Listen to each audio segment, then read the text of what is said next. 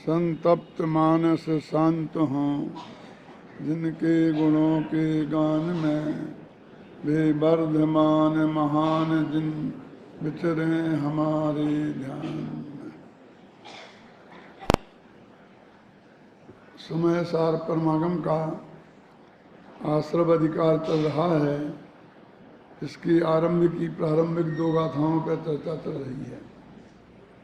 आपके पास में जो अनुशीलन है उसके पेज नंबर 8 से देखें आप। 8 के नीचे के 2 पैराग्राफ से पूज्य गुरुदेव श्री का कोटेशन है। इस संदर्भ में जो गुरुदेव श्री ने कहा है कि उसका कोटेशन 2 पेज का लगभग है और अंत में उन्होंने सार दिया है पेज नंबर 10 पर। 10 का नीचे से निकालो। यहाँ मुख्यतया 3 बातें कही हैं। पूरा विश्लेषण के बाद में वो निष्कर्ष प्रस्तुत करते हैं। इन गाथाओं में 3 बातें कही हैं। जीव अपने राग देश मोह के परिणाम स्वयं अपने कान से उत्पन्न करता है, वे किसी कर्म के कारण नहीं होते। घर पर तो आप ये दोनों पेज पढ़ना गुरुदेव श्री के। यहाँ क्योंकि वो विषय से अपन काफ़ी विस्तार से चर्चा कर चुके हैं, इसलिए वो पढ़ने में बहुत समय जाएगा, इसलिए निष्कर्ष पढ़ रहे हैं। लेकिन आपको घर पर पढ़ना है उसे, तो पूरी विषय वस्तु आपके ख्याल में आएगी। तो पहली बात क्या है कि जीव अपने राग देश मोह के परिणाम स्वयं अपने कान से उत्पन्न करता है, वे किसी कर्म के कारण नहीं होते। अब ये भी बात ऐसी है कि जो सबके गले आसानी से नहीं उतरती, क्योंकि यदि जीव अपने स्वभाव से ये करता है तो फिर ऐसा लगता है कि ये विभाव क्यों कहलाएंगे, ये तो स्वभाव ही है ना फिर। और इसलिए जगह जगह इनको हमने औपाधिक भाव कहा। इनमें उपाधि जुड़ी है कर्म के उदय के निमित्त की। लेकिन यहाँ पर इस गाथा में उन्हें 2 द्रव्यों की भिन्नता सिद्ध करनी है ना। यदि इन रागादिक को कर्म का उदय को कर्ता कहते हैं तो हम ऐसा लगता है हम एक कदम आगे बढ़ गए हैं। कैसे आगे बढ़ गए कि पर का भी कर्ता हमने मना किया था और अब विकार का कर्ता भी हम मना कर रहे हैं। ये दिनवाणी की विभिन्न अपेक्षाएं हैं, जगह जगह हैं, हमें ध्यान से देखना चाहिए उन्हें। अभी उत्तम चंद जी अपने प्रवचन में प्रवचन सार की 189वीं गाथा का उदाहरण दे रहे थे, जहाँ शुद्ध निश्चय नय से भगवान आत्मा को रागादिक का कर्ता कहा है। तो ऐसी बहुत मिलेंगी, तो उससे हमको दिव्य भ्रमित होने की जरूरत नहीं है। और यहाँ भी वही बात कह रहे हैं। अब यहाँ क्या दिक्कत है कि यदि हम ये कहते हैं कि कर्म के उदय से हुए वो, हम रागादिक का कर्ता तो आत्मा को सिद्ध कर देंगे, लेकिन एक द्रव्य दूसरे द्रव्य का कर्ता हो गया, फिर क्या होगा? क्योंकि ये तो निश्चित रूप से आत्मा के परिणाम हैं, विकारी परिणाम, ये तो बात है ही ना। तो फिर यहाँ पर उस बात को दृढ़ करने के लिए गुरुदेव श्री बोलते हैं कि आत्मा में 2 तरह के स्वभाव होते हैं। एक द्रव्य स्वभाव, एक स्वभाव स्वभाव, एक विभाव स्वभाव। वो विभाव स्वभाव की अपेक्षा आत्मा विभाव का भी करता है स्वभाव से। ख्याल में है ना? अथवा एक होता है द्रव्य स्वभाव, एक होता है पर्याय स्वभाव, तत्समय की योग्यता जिसे हम कहते हैं। तो वो कहते हैं एक इसका असली कर्ता तो तत्समय की योग्यता है। अब देखिए दूसरी बात, उस काल में मिथ्यात्वादि अजीब पुद्गल कर्म जो उदय रूप से परिणमते हैं उसी समय, वे भी अपनी योग्यता से परिणमते हैं, अन्य किसी कारण से नहीं। उलट के बात की है। भाई आत्मा तो अपनी योग्यता से रागादि रूप परिणमा, और फिर कर्म आत्मा ने राग किया इसलिए परिणमे, तो वे कर्म पर अधीन सिद्ध हो जाते। फिर आत्मा के माथे पर एक बोझा और खड़ा रह जाता है, तो अपने को करे और कर्मों को करे, है ना। तो उन्होंने कहा दूसरा एक नहीं, पुद्गल जो कर्म है वो अपनी योग्यता के कारण से परिणमे हैं। दो बातें हुई ना, अपनी योग्यता से परिणमते हैं, ये योग्यता लिखा है ना दादा, ये वो तत्समय की योग्यता ही है, क्षणिक उपादान नंबर 2, है ना। तथा उस मिथ्यात्वादि अजीब पुद्गल के परिणाम को आश्रव कहने का कारण बताते हुए कहते हैं कि वे नवीन कर्मों के आने में निमित्त होते हैं। पहले उपादान की चर्चा कर दी, अब निमित्त की बात करते हैं। अतः निमित्त अपेक्षा उन जड़ कर्मों को भी व्यवहार से आश्रव कहा जाता है। जहाँ जहाँ निमित्त की अपेक्षा कथन होगा वो सब कथन व्यवहार होगा। क्योंकि भैया भगवती दास ने लिखा ना, उपादान निज गुण जहाँ तहाँ निमित्त पर होए, वो निमित्त गारंटी से पर होगा, और पर द्रव्य की अपेक्षा लगाओ वहां गारंटी से व्यवहार होता है। वो जानने जैसा जो भगवान आत्मा का स्वभाव है, सर्वज्ञत्व शक्ति, अब उसमें भी वो पर होने मात्र से तो व्यवहार है, कोई नहीं जानने के कारण व्यवहार थोड़ी है। क्योंकि वो जो जानने में आए वो पर हैं, तो इसी कारण से उसे व्यवहार कहते हैं। और जो लिखा ना कि तन्मय होके नहीं जानते परमात्मा प्रकाश में, वहाँ तन्मय का अर्थ उपयोग की एकाग्रता नहीं है। क्योंकि हम लोग तन्मय का अर्थ ज्यादातर उपयोग की एकाग्रता समझते हैं। जो वहां पर है तत्मय, उस रूप, तन्मय होके नहीं जानते माने ऐसा ये मैं हूं ऐसा मान कर नहीं जानते, ये मैं नहीं हूं ऐसा मानकर जानते हैं। इसका नाम है अतन्मय होके जानना। ये मैं हूं ऐसे मानकर जानना, उसका नाम है तन्मय, तत्मय, उस रूप, ऐसा अर्थ है। अब देखिए गुरुदेव श्री का निष्कर्ष मैंने आपको बताया। अब जयसेनाचार्य ने इसमें बहुत विशिष्ट बात लिखी है, जिसकी तरफ आपका ध्यान आकर्षित करना बहुत जरूरी है। मैं वही पढ़ता हूं, आप इसी पेज पर हैं। इन गाथाओं का तात्पर्य स्पष्ट करते हुए तात्पर्य वृत्तिकार आचार्य जयसेन कहते हैं। उनने अपनी टीका का नाम भी तात्पर्य वृत्ति रखा, इसलिए वो बार बार तात्पर्य ऐसा है, तात्पर्य ऐसा है, भावार्थ ऐसा है, ये बीच बीच में बराबर वो लिखते जाते हैं। देखो भावार्थ यह है कि पूर्वबद्ध द्रव्य कर्मों का उदय होने पर जब यह जीव अपने शुद्धात्म स्वरूप की भावना को छोड़कर रागादि रूप में परिणमन करता है, तब इसके नवीन कर्मों का बंध होता है। किंतु केवल द्रव्य कर्मों के उदय रूप से बंध नहीं होता। बात तो पहले आ गई है अपनी। वो ये कह रहा है कि यदि रागत्मा का राग नहीं करे और अकेले द्रव्य कर्म का उदय हो, उतने मात्र से बंध नहीं होता है। इसमें सबसे बड़ी तकलीफ ये है कि यदि हम माने कि द्रव्य कर्म के उदय से ये राग आदि होते हैं, तो फिर वो डिग्री टू डिग्री मानना भी जरूरी है कि जैसा उदय आएगा वैसे ही राग आदि होगा, और जैसा अनादिकाल से होता आया है। मोक्ष का मार्ग यहाँ रुक जाता है, हमारे हाथ में कुछ नहीं रहता है। तो इसलिए वो कहते हैं कि जब तक आत्मा रागादि रूप नहीं परिणमे तब तक बंद नहीं होगा। तो उसका मतलब ये है कि ऐसा भी हो सकता है कि कभी आत्मा कर्म का उदय हो और रागादि रूप ना परिणमे। एक भाई कल मेरे पास आए थे घर पे और इसकी चर्चा वो कर रहे थे, तो मैंने उन्हें यही बताया कि भैया इसमें रास्ता बंद होता है।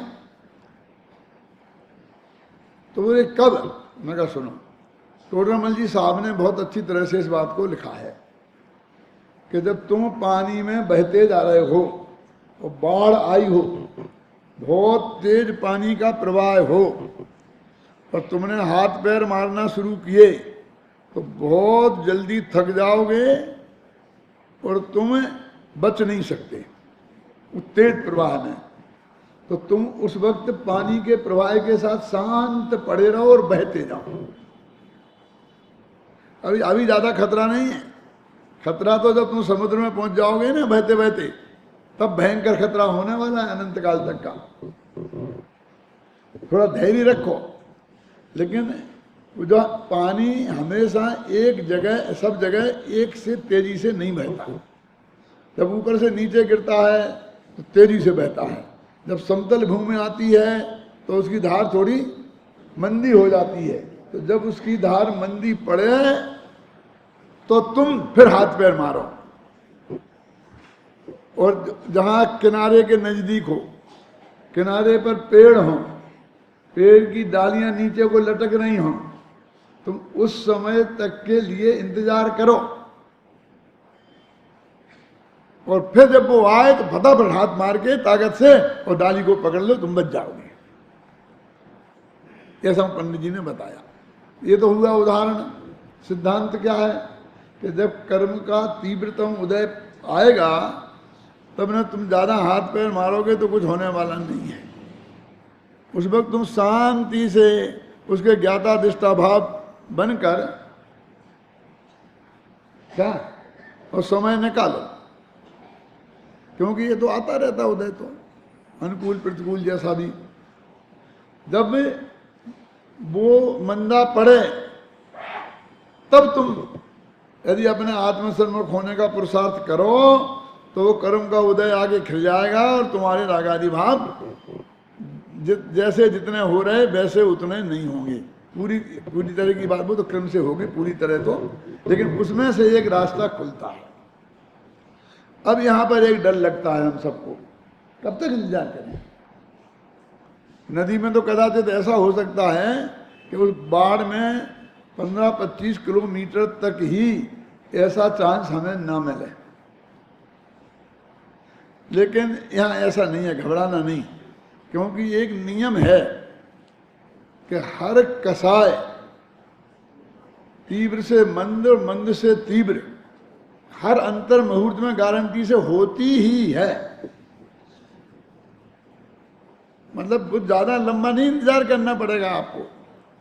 और शुभ से अशुभ और अशुभ से शुभ निगोद में भी, यदि निगोद में ऐसा नहीं होता तो जीव निगोद से निकलते ही कैसे।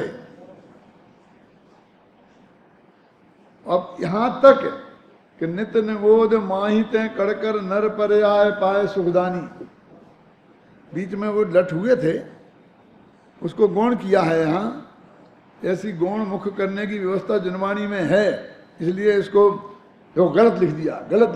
नहीं हुए थे, हमने शास्त्र में पढ़ा, फलानी जगह लिखा है कि इसमें ये प्रमाण है कि लट की पर्याय में आए थे, सीधे नहीं हुए। 1 मिनट में ऐसा घोषणा करना जरा समझदारी का काम नहीं है। ना करो गुण तो भैया इंद्रनिगोद से निकलकर लट पर्याय में आना ये भी कोई साधारण नहीं है बात। क्यों? इतना स्वभाव पुण्य बन तो वहां किया ही ना। और फिर लट पर्याय में कौन सा श्रेणी हो गया था, कौन सा सर्वक भगवान का उपदेश उसे मिल गया था, वहां भी तो वो अशनि ही था ना। तो बाकी फिर चक्रवर्ती के पैदा होने लायक पुण्य चाहे निगोद में कमाया हो चाहे लट की पर्याय में कमाया हो, क्या फर्क पड़ता है। बात सिद्धांत तो वही हो गया ना। जो ऑटोमेटिक प्रक्रिया के अंतर्गत शुभ भाव हुआ, बुद्धिपूर्वक तो कहीं कुछ नहीं हुआ है?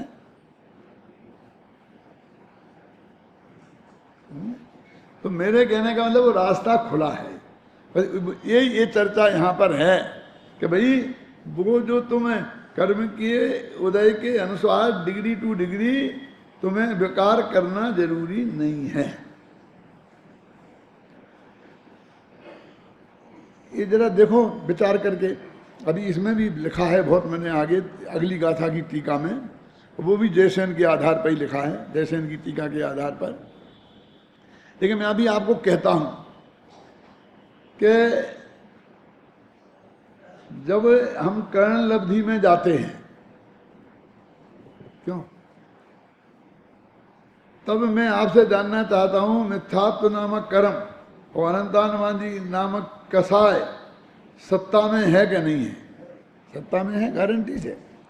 अच्छा, सत्ता में है और बंद भी हो रहा और उदय भी है, तीनों चीजें विद्यमान है। जब तक सम्यक दर्शन नहीं प्रकट हुआ तब तक ये तीनों चीजें हैं, सत्ता में भी है और उदय मंद होगा, मंदतर होगा, लेकिन है, उदय भी है और बंद भी रही है, क्योंकि कर्म नहीं छोड़ता। क्योंकि वो चेत तुम जैसा समझदार नहीं है कि उससे तुम अपेक्षा करो कि तुम राग करते रहो, वो नहीं बंधे।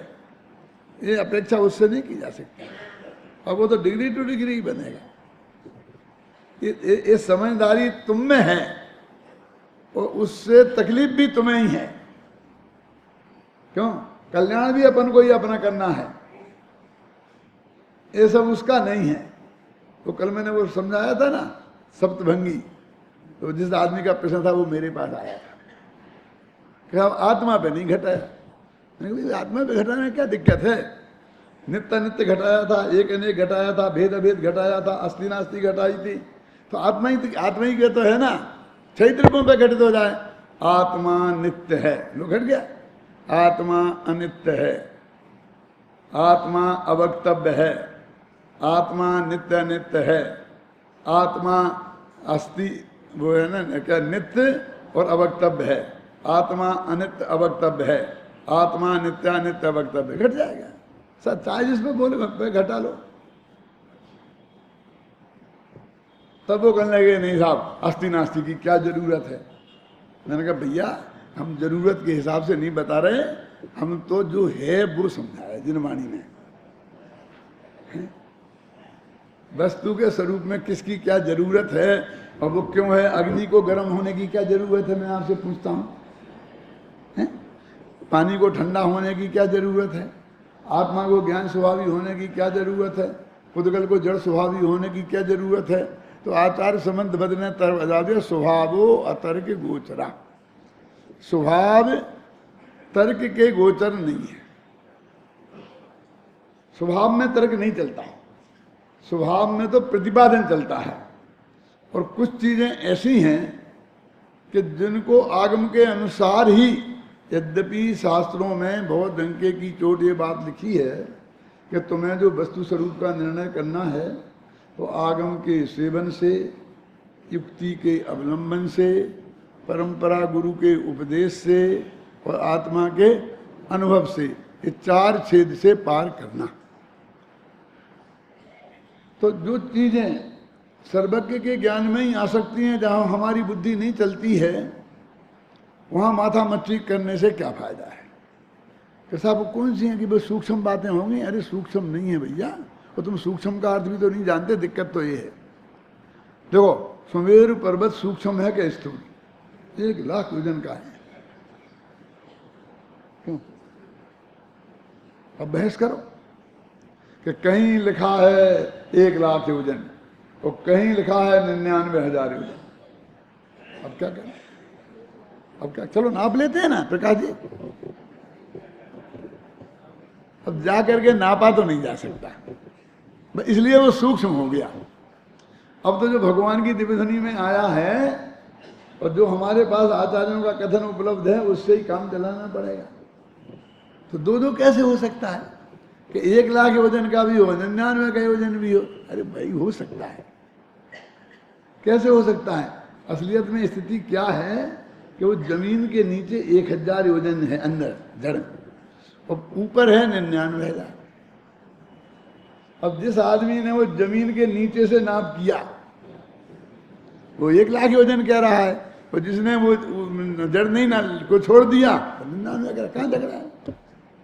रोजीना हमारे आता मूर्तियों के सामने कितने फुट की मूर्ति है, तो वो नख से लेके शिख तक के 5 फुट के साहब 6 इंच की नीचे वो तो है ना, इसमें प्रशस्ति लिखी जाती है। हैं? अब उसको शामिल करना तो क्या 5.5 फुट की है। अब कोई 5 फुट बोलेगा, कोई 5.5 फुट बोलेगा, कहाँ झगड़ा कहाँ है? इन्हें तो अपन चल के नाप भी सकते हैं, लेकिन सुमेर पर्वत तो नहीं नाप सकते ना। अब जिसे आप बहुत स्थूल समझ रहे हैं ना, वो भी सूक्ष्म है कि जहां हमारा कुछ ना चले, हम अपनी बुद्धि से निर्णय नहीं कर सकते, आगम ही हमारे लिए एकमात्र शरण है, वहां उसका नाम है, इसलिए लिखा सूक्ष्म। और जहां हमारी बुद्धि चलती है उसका नाम है स्थूल। अब आलू में अनंत जीव हैं, अब देख लो, दूरबीन ले लेके देख रहे, अरे भाई भाई कह रहे नहीं दिखेंगे भाई साहब, क्यों? वहां भी बस पुद्गल ही दिखेगा। अब वो जिंदा है कि मरा है तुम्हें कैसे मिलेगा? राम जी भाई से ये बात चर्चा हुई थी बहुत मार्मिक। कहाँ सुमन भाई? हाथ उठाओ। अच्छा सुमन भाई, राम जी भाई से हुई थी, तो लोग कहे साहब हमने चलते हुए जीव देखे पानी में। कौन से? सूक्ष्म भीषण यंत्र से। राम जी भाई बोले भैया पागल हो गए हो, भी तो पुद्गल दिख रहा है कि साहब वो चलते थे। अरे भाई पुद्गल भी चलता ये चलना जीव और पुद्गल दोनों का स्वभाव है।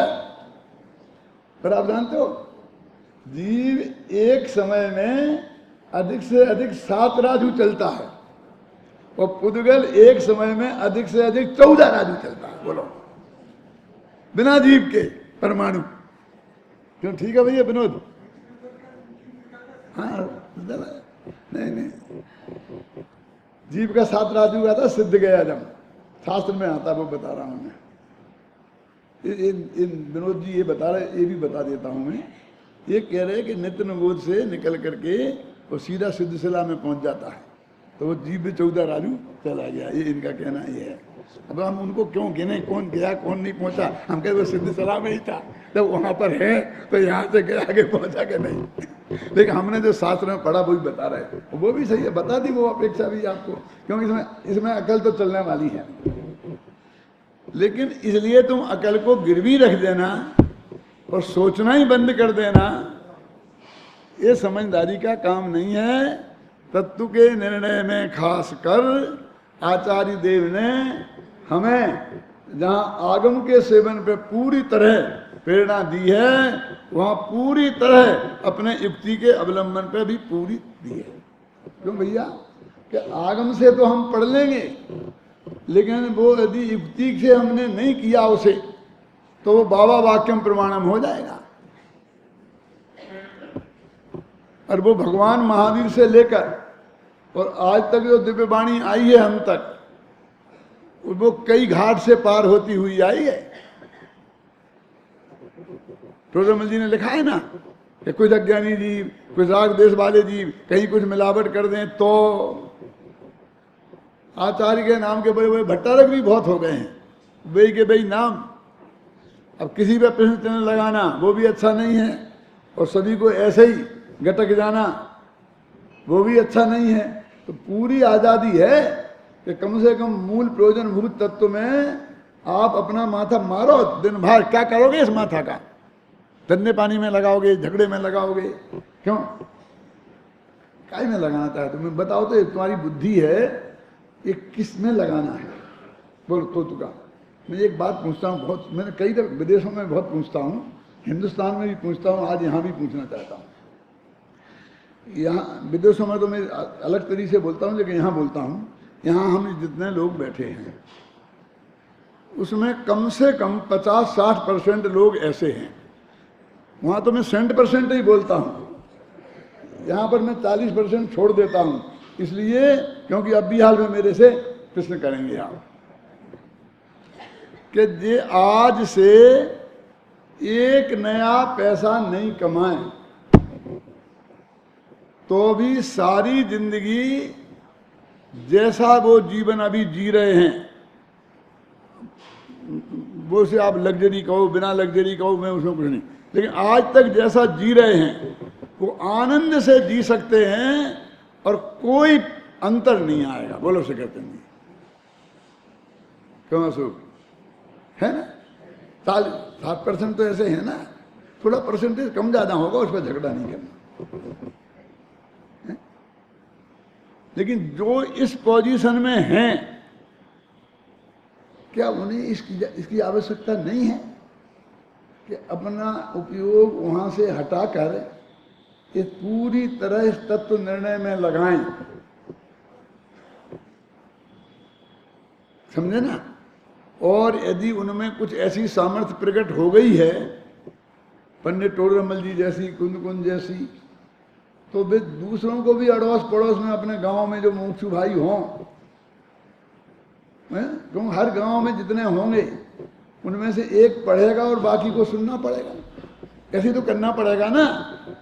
तो वे अपने साधर्मियों को बताएं, लिखने की क्षमता प्रकट होए तो लिखें भी। ये अकेला उनका अधिकार नहीं, कर्तव्य भी है, और अकेला कर्तव्य नहीं, अधिकार भी है कि नहीं है। इसमें लगाएं, इसकी जरूरत नहीं है।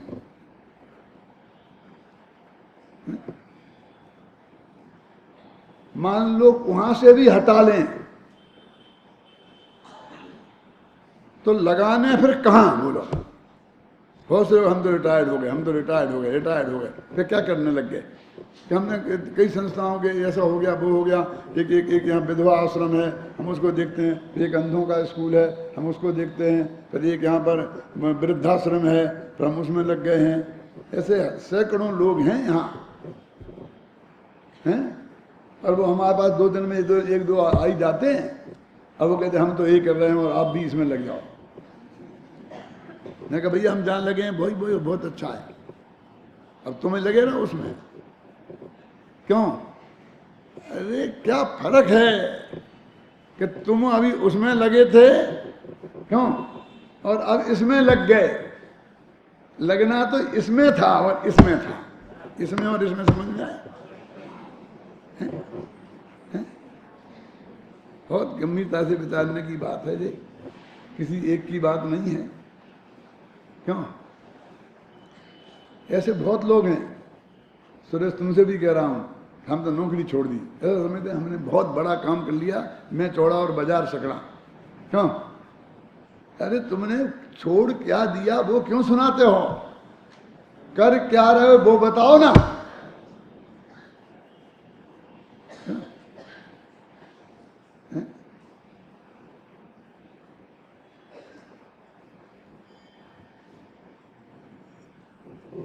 कितना कितना आचार्यों ने, सबने, हमारे विद्वानों ने खोल खोल के, गुरुदेव सिंह ने ये सब हमारे सामने रखी है। देखो, यदि उदय रूप से बंद होने लगे तो यह संकट सदा का ही रहेगा। फिर देखो, मतलब हमारा रास्ता, मैंने कहता है हमने रास्ता खोला है अभी अपने लिए, कभी भी इसका अंत नहीं हो सकेगा, क्योंकि संसारी जीवों के कर्मों का उदय तो सदा ही बना रहता है। इस पर शिष्य शंका करता है कि यदि ऐसा है तो फिर कर्मोदय तो बंध का कारण रहा ही नहीं रहा ना। फिर अब कर्म के उदय को क्यों बीजे पे लगा रहे हैं? अब अपने भाव ही पे निर्भर हो गया ना। तो वही तो हम कह रहे थे, सब लोग यही मानते हैं ना, हमने राग करे तो कर्म बने। अब ये क्या कह रहे हैं कि नहीं वो पुराने कर्म के उदय निमित्त है उसमें।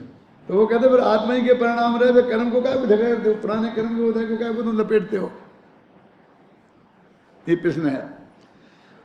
ये सब जयसेन का है, समझे ना, कि ऊपर लिख दिया ना, इन गाथाओं का तात्पर्य स्पष्ट करते हुए तात्पर्य वृत्तिकार आचार्य जयसेन कहते हैं। और भावार्थ इन्वर्टेड कोमा है ना, जब तक ये खत्म नहीं हो जाए इन्वर्टेड कोमा, तब तक वो सब जयसेन का है।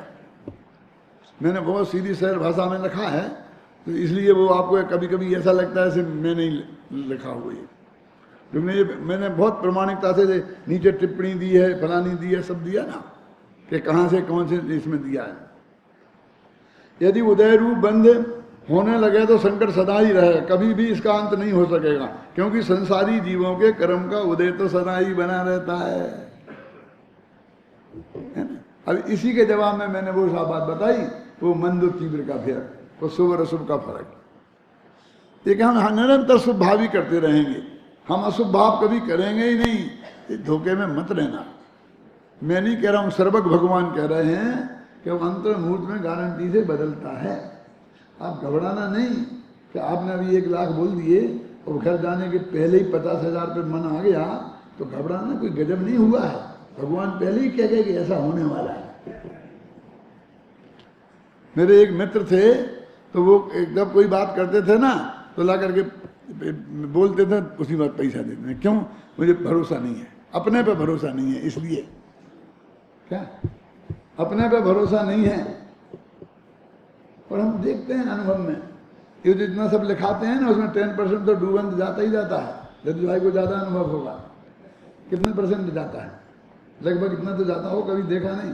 जतिश भाई तो अपने काम में ऐसे लग रहे हैं कि उन्हें वो देखने की फुर्सत ही नहीं है।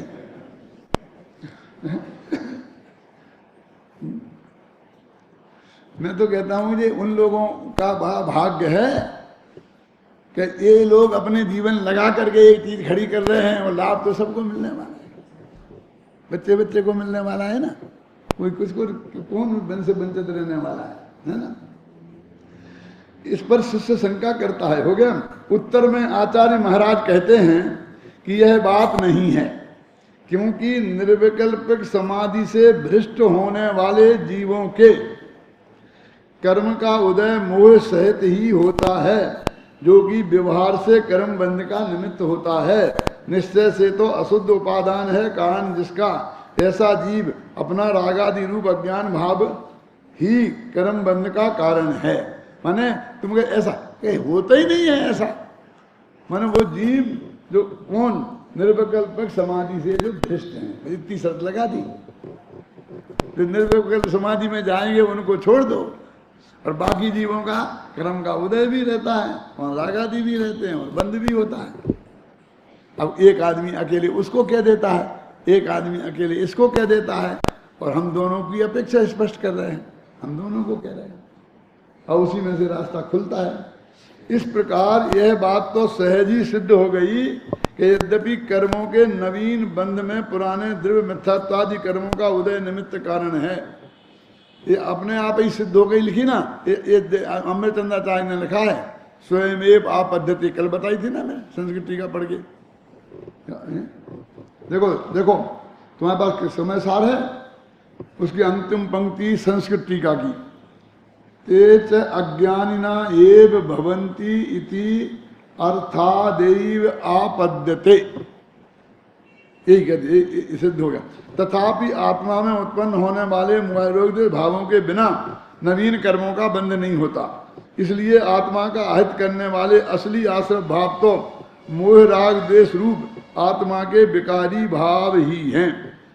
इस बात का विशेष स्पष्टीकरण बंधाधिकार के आरंभ में किया गया है, जब वहां आएगी तो उसकी चर्चा करेंगे। देखो एक जयसनाचार्य की एक और गजब की बात है जिसका ध्यान लोगों की तरफ नहीं जाता। गाथा में क्या था? मिथ्यात्व अविरति और क्या कसाय योग, ये संग और असंग है, आया था ना। संग माने चेतन और असंग माने अचेतन। अब वो कहते हैं वो अर्थ तो ठीक है अमृतचंद्र ने किया तो हमें भी मान्य है, लेकिन एक अर्थ और हमारी समझ में आ रहा है। कौन? मैं नहीं कह रहा हूं, कौन कह रहा? जैसा तो उन्हें सोचने का अधिकार दिया है ना आचार्यों ने, कि वो नया अर्थ समझ में आए तो वे सोच सकते हैं। ताला तो नहीं लगाया ना उस पर कि अब तुम सोच ही नहीं सकते हो, बहुत हो गया है। अरे बहुत तो भगवान महावीर की वाणी में ही हो गया था कि जितना हुआ था उससे ज्यादा कोई क्यों सोचता। फिर गौतम स्वामी ने सोचा है, फिर आचार्यों ने सोचा, फिर उनके टीकाकारों ने सोचा, फिर उनके भाषाकारों ने सोचा, फिर गुरुदेव ने सोचा, और अपन भी सोचना चालू रखो कि बंद करना है कहीं, स्टॉप, फुल स्टॉप। तुम लोग मत सोचना भैया हमने ये पाप कर लिया तो कर लिया, तुम इन लोग पाप से बचे रहना। काम बहुत है ना दुनिया में, लड़ने के, झगड़ने के, मारने के, पीटने के, हैं वो करना, सोचना बोचना नहीं।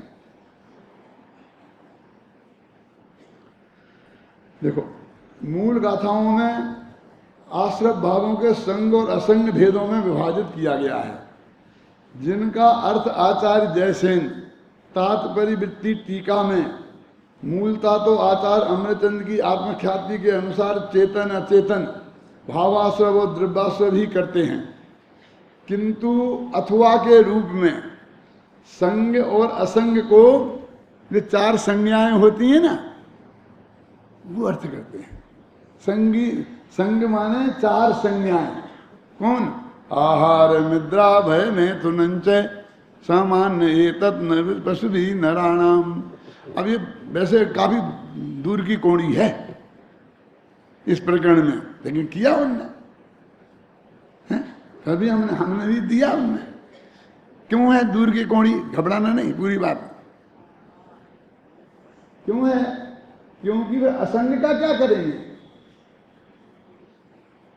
वहां तो चेतन अचेतन दोनों को आश्रवपना सिद्ध किया, तो चार संज्ञाओं को तो जो आश्रव का कारण बता देंगे, और असंज्ञाएं फिर असंग करना पड़ेगा ना, तो असंज्ञाएं बंध का कारण कैसे लाएंगे?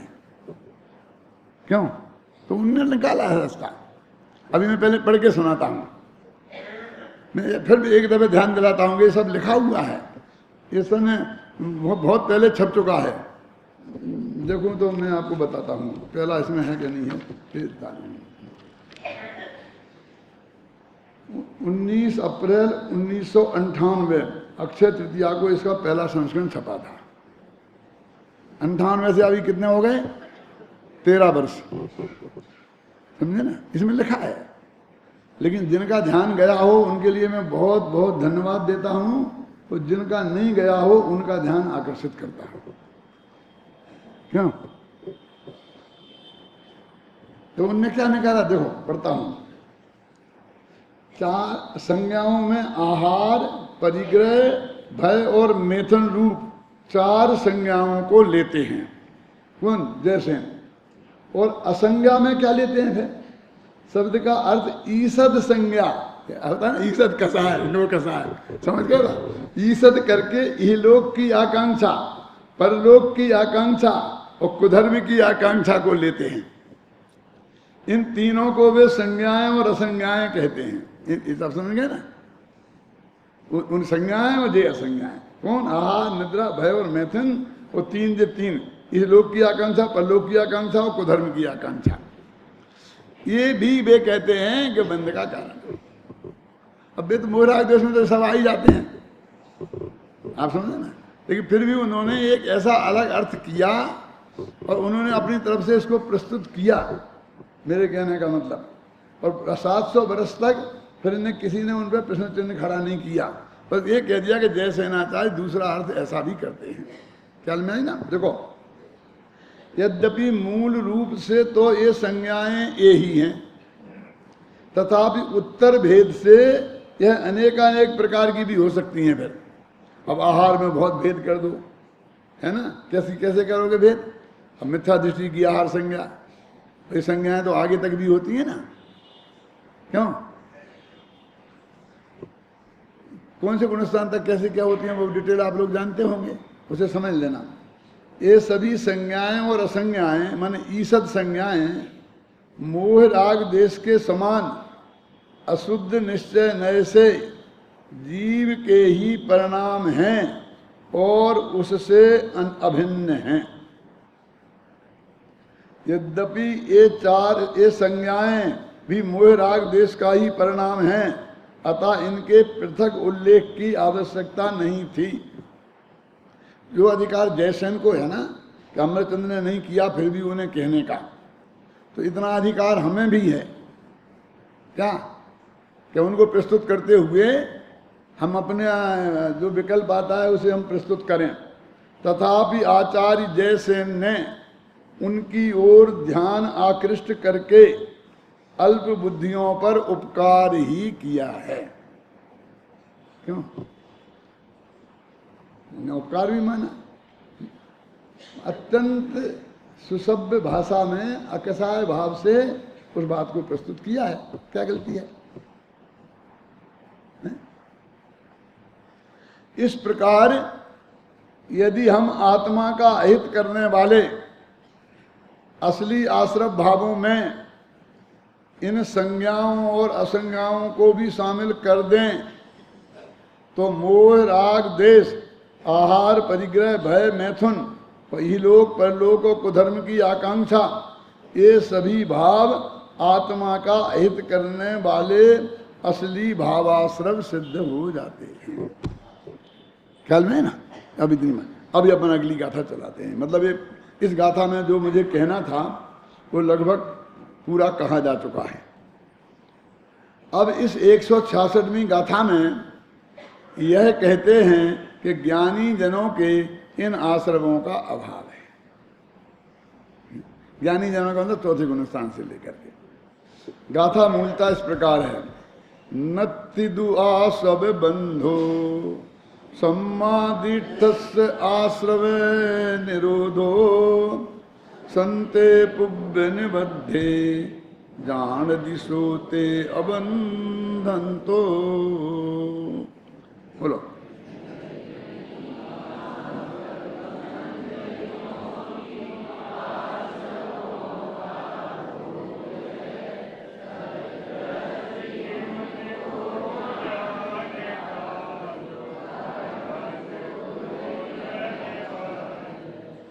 देखो बहुत स्पष्ट शब्दों में ये बात इसमें लिखी है। क्या? नत्तिदु आसव बंधो सम्मादिष्ट से सम्यक दृष्टि के आश्रव और बंध नहीं है, क्योंकि उनके आश्रव का निरोध है। लेकिन संते पुब्य निबद्धे, जो पुराने कर्म बंधे हैं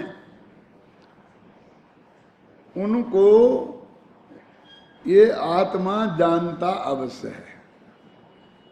देखा ना? देखो सम्यक दृष्टि के आश्रव जिसका निमित्त है ऐसा बंध नहीं होता, आश्रव जिसका निमित्त है ऐसा बंध नहीं होता।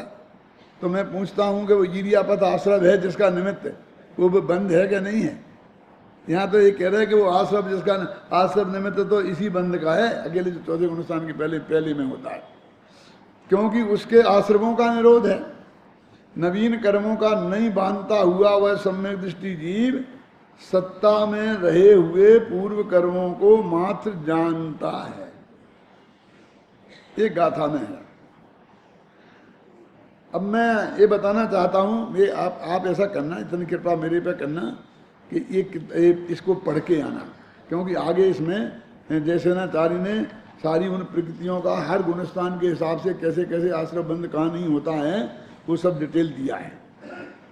उसकी चर्चा मैं करूंगा थोड़ी बहुत, लेकिन आप पढ़ लेना। मैं ये क्या कहना चाहता हूं कि सम्यक दृष्टि माने क्या, ये भी हम नहीं जानते। सम्यक दृष्टि माने सम्यक दृष्टि तो ठीक है, लेकिन गुणस्थान से बताओ। मन में सोच लो, मन में सोच लो। चौथा गुणस्थान वाले हैं, लेकिन पंचम वाले सम्यक दृष्टि नहीं है, छठवें वाले सम्यक दृष्टि नहीं है, सातवें वाले सम्यक दृष्टि नहीं है, सिद्ध भगवान सम्यक दृष्टि नहीं है, सभी सम्यक दृष्टि है ना। तो तुम अकेला तुमने चौथे गुणस्थान वाले क्यों ले लिया? चौथे गुणस्थान वालों की चर्चा ज्यादा इसलिए होती है कि लोगों को उनको आश्रय बंध नहीं है, इसमें ज्यादा शंका होती है।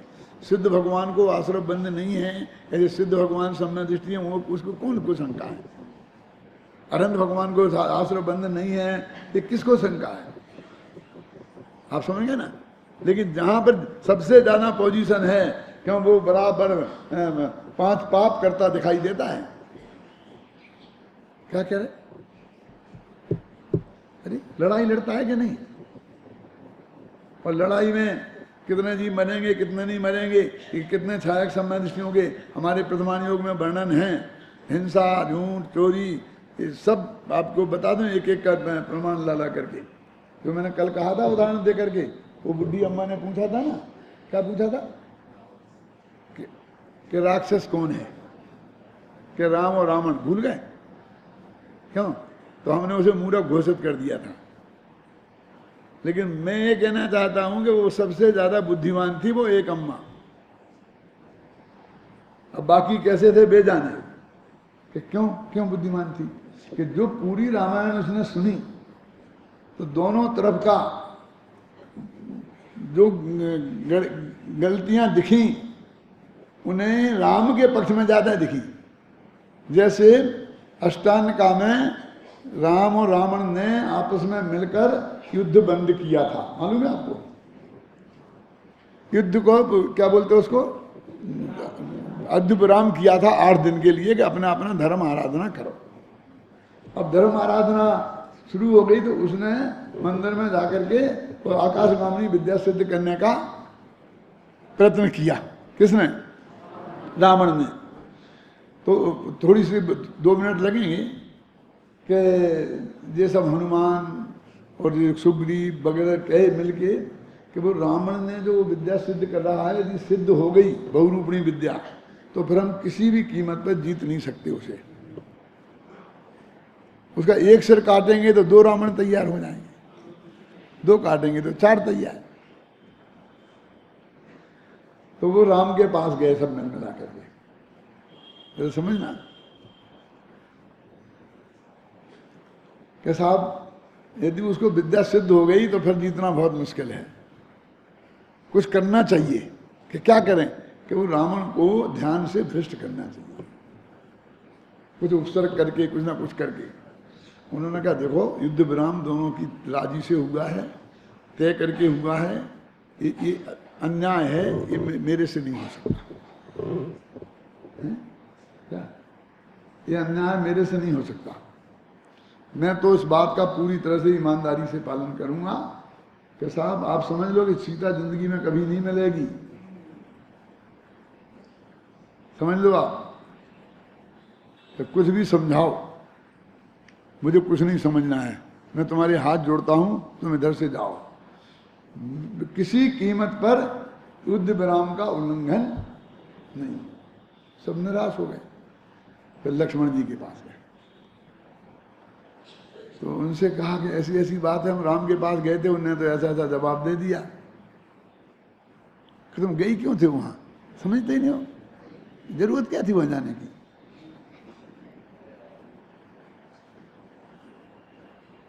मेरे पास आते, उन्हें बताने की जरूरत ही नहीं है, ये तो अपना अपने लेवल पर निपटा देंगे। क्या अब समझे ना? लोग कहते हैं कि राम कहाँ गए और लक्ष्मण कहाँ गए, उन्होंने कौन सा पाप किया था। यदि पाप किया था, युद्ध लड़ा था, तो दोनों ने एक साथ ही लड़ा था। क्यों? तो पाप दोनों को एक सही लगना चाहिए ना। उन्हें चलो हो गया जाकर के, और उनको बहुत बहुत डगाया, बहुत कुछ किया, सांप हाथी जो कुछ भी होते हैं शास्त्रों में वर्णन है, मैं लंबाना नहीं चाहता। लेकिन अंत में मालूम क्या किया कि मंदोदरी, मायामयी मंदोदरी बनाई और उसकी चोटी पकड़ के और ऐसा धुलाते हुए और रावण के सामने गए कि रे रावण, मैं तेरी पटरानी मंदोदरी को अपहरण करके ले जा रहा हूं, तेरी भुजाओं में ताकत हो तो तू बचा ले। क्या ऐसा तक किया, लेकिन वो नहीं देगा, होगी बरूपरी। अब आप समझ लो, अब वो तो कोई राम ने क्या कहा था और वो सम्य दृष्टि से क्या, लेकिन राम के पक्ष से हुआ ना। क्यों? राम उसकी जिम्मेवारी से बच सकते हैं ना, बच सकते हैं क्या? क्यों? अब ये उसने सुना था अम्मा ने, इसलिए वो लगा कि वहां से तो किसी ने कोई ऐसी गड़बड़ी की नहीं, और यहां से ऐसी गड़बड़ी की तो उसकी समझ में नहीं आया राक्षस कौन है। ऐसी एक नहीं, मैं 50 बातें सुना सकता हूं पूरे पद्म पुराण में। लेकिन अभी और 4-6 साल जिंदा रहने की इच्छा है, जिस बात की हम कल्पना भी नहीं करते हैं कि इसमें भी कोई इतना उपद्रव होगा, उसमें भी उपद्रव हो जाता है, तो इसमें तो बहुत संभावना है। क्यों? इसमें तो बहुत संभावनाएं हैं, इसलिए मैं उस चक्कर में नहीं पड़ना चाहता। इसलिए मैंने, मेरी पूरी अकेली एक पश्चाताप तो लिखा गया था 17-18 वर्ष में उधर में नादानी में। फिर बाद में मेरे दिमाग में बहुत आया कई दफे ये सब लिखने का, इस पर राम वाले चरित्र मामले में, लेकिन मैंने फिर हाथ नहीं डाला कि भगवान बचा इससे, अपने शांति से अपने आत्मा की कल्याण की बात करो ना, झगड़ा में काय को पढ़ते हैं अपन, है ना। क्या कहाँ चल रहा, अपन क्या पढ़ रहे थे? हाँ ये हो गया ना गाथा कि नत्थी आसव बंधो सम्मा दृष्टि। अब सम्मा दृष्टि के आश्रव बंध नहीं है, तो इनने तो चौथे गुण स्थान के हिसाब से बात कर दी। अब जयसेनाचार्य ने ये कहा कि भैया आश्रव बंध नहीं है, उसका मतलब ये नहीं है कि कोई कर्म का बंध नहीं है। वो मिथ्यात्व गुण स्थान में जिन 43 प्रकृतियों का बंध होता है, अकेली उनका बंध नहीं है, तो इसलिए हम कहते हैं कि समय दृष्टि को आश्रय बंध नहीं है। और जयसेन ने क्या किया, दो निकालो पेज जरा, अभी आपको जयसेन की अपन चर्चा कर रहे तो वही सुना दूं।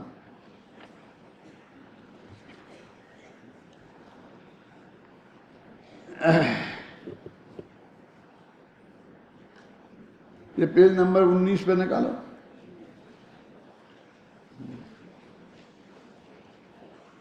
ये सारी प्रकृतियां गिनाई हैं कि किस किस गुणस्थान में कितनी प्रकृतियों का बंध होता है और कितनी कितनी प्रकृतियों का बंध नहीं होता है।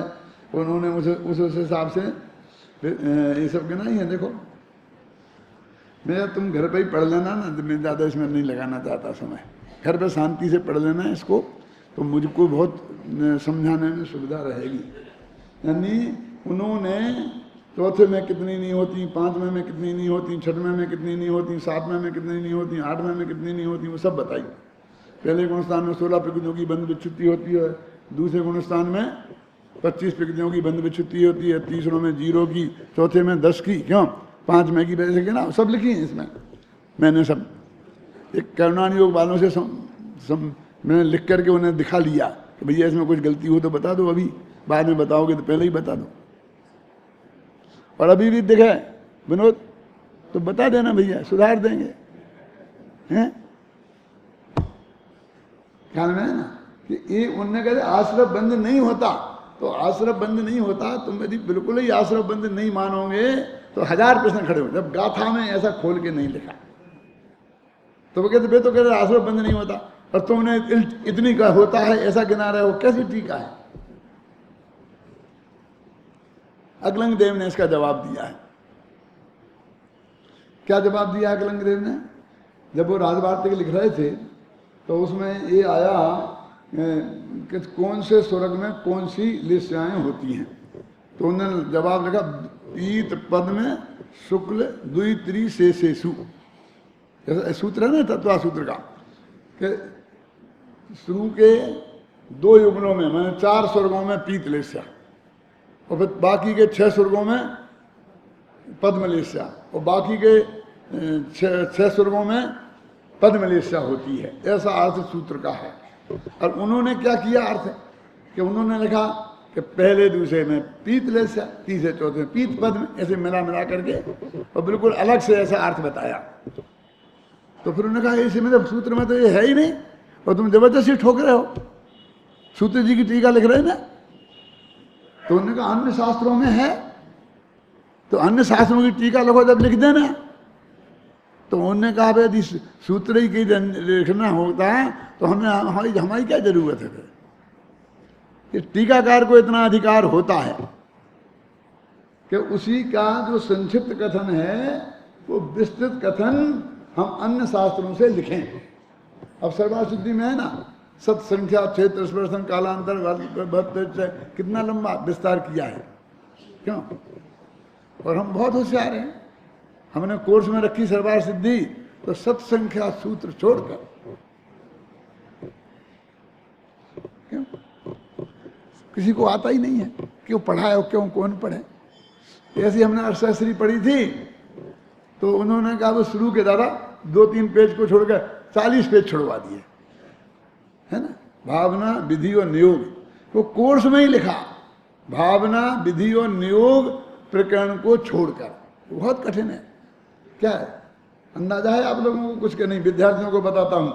2 मिनट आप लोग जरा शांति रखना, और मेरे 2 ही मिनट बचे हैं, अभी निबट जाता है काम। क्या था, क्या कह रहा था?